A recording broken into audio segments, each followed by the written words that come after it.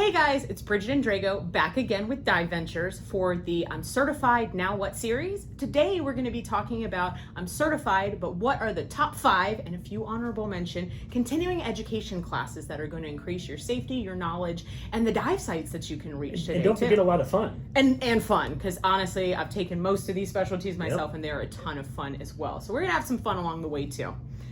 All right, so the first thing that we want to talk about is going to be the Nitrox class, Nitrox! Right? So the Nitrox class is probably one of the #1 specialties out of any agency for certifications. And it's a really cool class to have because there's a lot of benefits on trips and also more dive theory and knowledge of what you're doing underwater. And it gives you an expanded experience on how to use your computers properly as well. So a couple of the things that I want to look at is the first thing that you're going to see in that class is going to be a Nitrox analyzer. Bridget, doesn't your dad have one of these? I do. I actually own one of them because you never know if there's going to be a Nitrox analyzer available, because that's one of the important things that you're learning in the class. Anytime you're diving with Nitrox, you as the diver are responsible for analyzing your own tanks and setting your computers, right? Yeah, absolutely. Now, this item here is not something that is required to have to be a Nitrox diver. It's just one of those things that's probably a good habit to have with you. For if you go diving on your own, you are able to analyze your tanks anywhere that you go. So that's going to be awesome to have.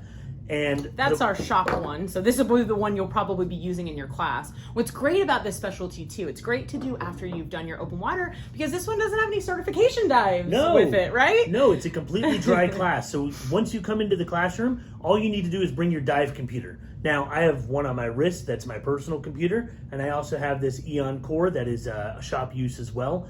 Now, this guy and this guy have 2 totally different ways of changing the Nitrox levels on there, so that way you know what gases you're diving. Right, because that's the other thing. You've got to set your computer to the right gas so you know your decompression limits and all of that stuff that's going to keep you safe. And that's what we go over. So no matter what computer you have, we're going to show you that process and what that looks like. If you don't have your own computer, that's fine. We can teach you on our rental gear as well. So that's one of the things that we really emphasize in the class, and we're going to make you comfortable with setting it and knowing all the good benefits that come with diving Nitrox. Yeah. And we sure do love the smell of Nitrox in the morning here. We sure do. I love the smell of Nitrox in the morning. Shameless self-promotion. All right, so that's Nitrox. It's great because it's dry, just practical application, analyzing your tanks, and it's going to do a lot for you. The next one that we're going to talk about, perfect buoyancy. Ooh, let's see. Once you got that under control, there's so many things you can do with that. Your is photography, the hardest skill, right? Definitely. The hardest skill is just being comfortable and streamlined in the water, because you want to stay neutral so we can see what we want to see. And stay off the bottom. Yeah, right? absolutely. You don't want to hurt the reef, don't want to hurt yourself, don't want to hurt the animals. There's so many reasons to have perfect buoyancy. Less air consumption as well, because you're not fighting your buoyancy the entire dive. So this class has a really cool perk to it. It does have 2 dives that you have to do to get certified. But in those 2 dives, we do one in the pool? We can do them in the pool. Right. If you're a brand new open water student, you're still struggling a little bit with your buoyancy and you want to practice. Or just not ready to take another trip again after we want to make sure that you can start working on your buoyancy so you can enjoy your next trip even more. Yeah, and once you know what your weighting is about in the pool, you can always take that to your dive professional, the mates on the boats, a dive master, and they can recommend what you would use in both fresh and salt waters. We got a couple of props here, so imagine getting yourself and your gear through this guy. The whole trick is that when we're going through, we don't want to touch the sides of these rings. So this is the smaller one. We also have a bigger one that we can use in the pool. The ring is lava. You don't want to touch this side. So these are some of the tools that we use to help you fine tune it. Yep, that's making sure you can get through swim throughs. Maybe you're going through a wreck, so this way you're not scraping against anything. So it's a really cool way to level yourself out and try to get through and challenge yourself a little bit more. Other things that you may want to use for this class, if you have your own gear.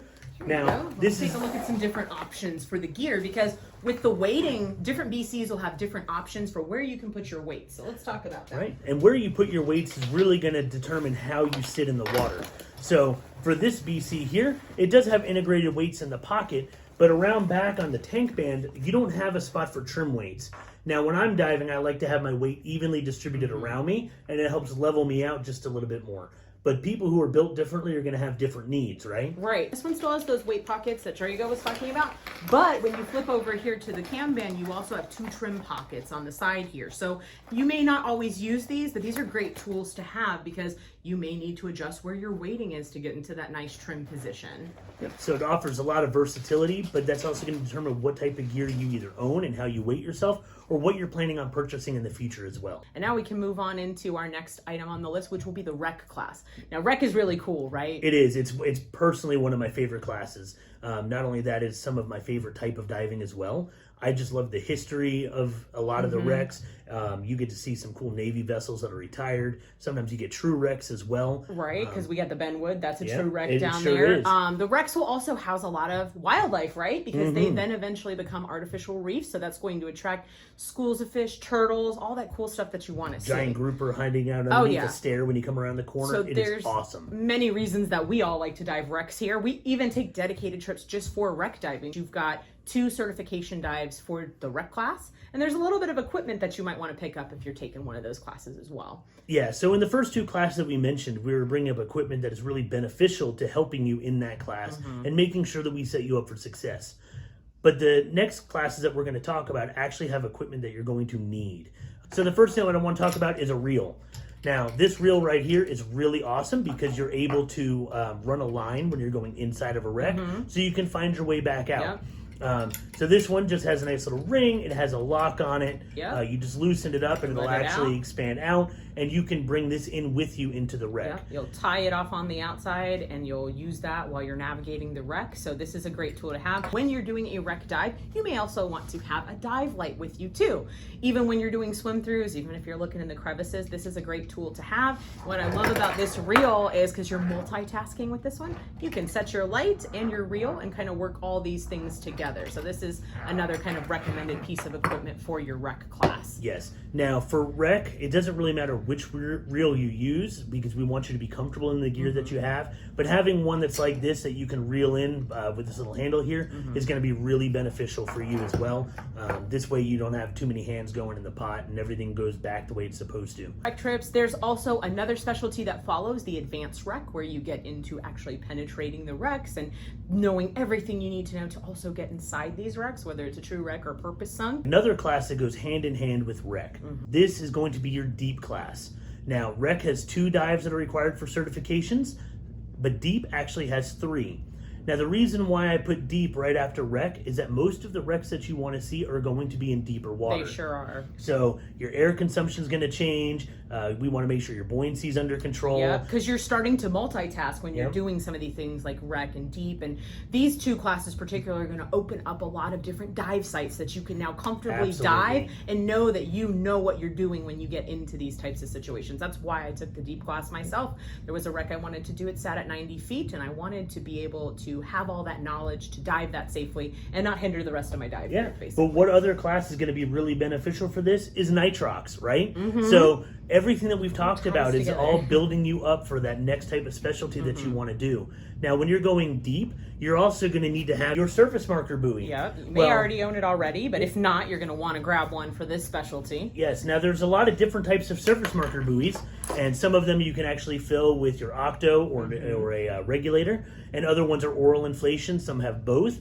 But at the end of the day, for deep, one of the things that you're going to be doing is a delayed surface marker buoy deployment, a DSMB. It's one of the skills for the specialties, actually, one of your checkout dives. Yeah. So another thing that you might want to have is just a finger spool reel. This is a different type of reel, so a little bit different than the one that you might use for rec, but this one is a little bit different. Yeah, I keep this one in my pocket when I'm ready to do my DSMB. I will just attach it to my surface marker buoy, and then I can run my finger through and let it inflate all the way up to the surface. But this way, before you get to the surface, the boat knows where you're going to, where you're arrive. Gonna pop up.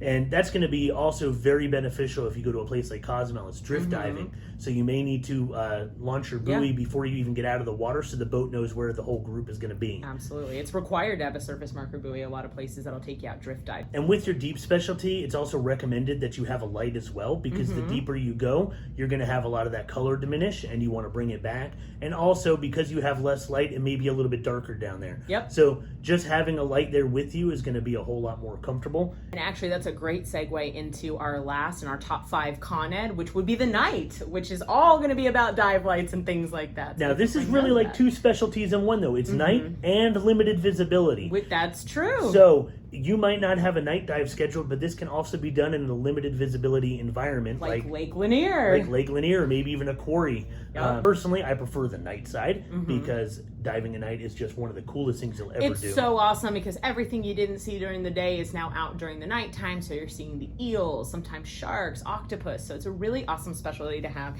And what we're really working towards with this one is operating our dive lights and being good dive buddies, essentially, because when you're diving at night, you may need to use this to illuminate your computer. So this is another option for the dive light. So we had the handheld one that we already mentioned for some of the other specialties. Well, this one can mount directly to your hand or your wrist, which is great because it still lets you use this hand, so you can use it that way. You are going to need a primary and a backup or secondary light. If one of yours fails or it just a battery dies because you forgot to charge it. That happens all too often. That's why we always strive to carry at least 2 with us just as a backup. Or if your buddies dies as well, you have something to give them. You are going to need one more piece of equipment. So these are other accessories too. So these are tank lights. So this guy, we got 2 different options. This one has batteries in it and it lights up just like this. If this is the one you buy, I highly recommend traveling with it with the batteries out so this guy doesn't accidentally light in your bag and drain the battery.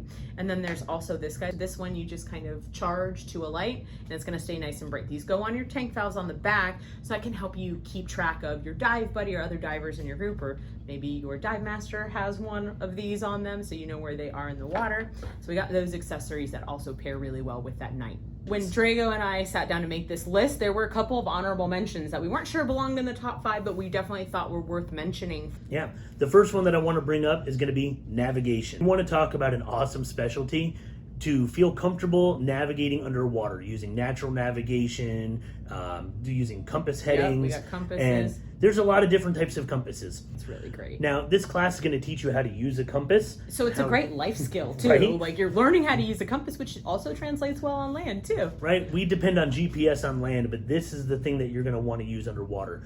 We're going to talk about lubber lines and direction and how to run square patterns, triangle patterns. There's so many different things to do in there, but man, when you jump off the back of the boat and you can take a heading and know where you're going and be able to navigate yourself back, and then, oh, there's the boat. Because I think that's one thing that new divers kind of get worried about. They're afraid they're going to get lost or maybe not be able to find their way back to the boat. So knowing how to use your compass and feeling comfortable with those skills is great for peace of mind and just ease in your whole diving. After taking the navigation course, now I can guide divers. I can go out with my friends and family that are certified, and we're able to feel a lot more comfortable in the water knowing that we can get there and back, and different ways of navigating with a lot of different tools.